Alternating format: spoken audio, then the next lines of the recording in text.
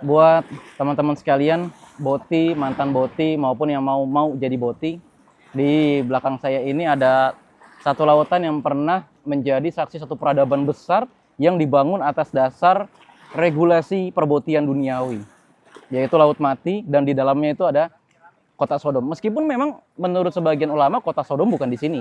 Ada juga yang berpendapat kota Sodom sekarang masih ada di darat tapi nggak tahu di mana. Tapi pendapat yang masyhur, ingat masyhur bukan berarti yang sahih di sini.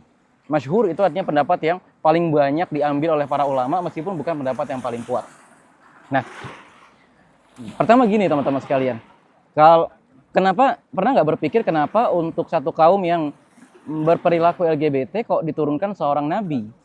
Bukan diturunkan seorang dokter kalau memang itu adalah akibat penyakit seperti yang sekarang terjadi di Indonesia ya. Banyak sekali teman-teman kita yang menjadi penderita ya.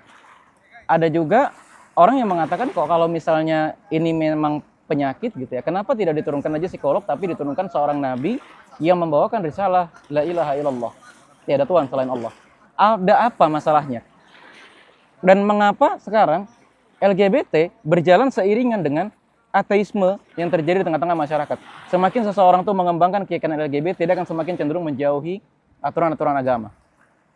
Ternyata teman-teman sekalian, dari dakwahnya Nabi Lut alaihi salam, kita tahu salah satu dakwahnya Nabi Lut adalah membuat pelaku LGBT itu sadar bahwa dia menuruti hawa nafsu. Berarti keinginan dia untuk bersetubuh dengan sesama laki-laki atau sesama perempuan, itu adalah hawa nafsu. Analoginya, sekarang kan jangankan dengan sesama laki-laki, dengan binatang, dengan pohon pisang, dengan gambar saja orang bisa nafsu. Bahkan bukan hanya dengan gambar, dengan isyarat stickman, manusia stick gitu ya, digambar itu aja bisa jadi cerita porno atau bokep lah gitu bahasanya kan. Artinya di sini sejak awal bahwa perilaku LGBT itu memang nafsu semata yang dibalut dengan logika sehingga seakan-akan tampak benar. Dan mereka sadar bahwa perilaku LGBT itu akan menentang hukum alam, dan hukum alam itu merupakan bagian dari hukum Allah Subhanahu wa taala. Makanya yang diturunkan adalah seorang nabi dan risalah pertamanya mengatakan la ilaha illallah, tiada Tuhan selain Allah, sehingga mereka percaya bahwa entitas yang menerapkan aturan di alam semesta ini adalah entitas yang sama yang menerapkan aturan dalam sistem sosial yang berlaku di tengah-tengah mereka. Sehingga kalau ada batu, hukum alamnya mengatakan kalau kita lepas jatuh ke bawah, hukum alam itu juga yang berlaku ketika sesama jenis tidak bisa berhubungan badan dengan sesama jenis. Hukum alam yang sama itu yang mengatur. Maka yang kena itu logikanya di sini teman-teman sekalian. Nah yang kedua, tahapan-tahapan dakwahnya Nabi Lut alaihi salam. Ya, tahapan-tahapan dakwahnya Nabi Lut alaihi salam. Pertama, Nabi Lut itu ngajak bicara. Artinya diajak bicara didampingi dengan bahasa yang baik.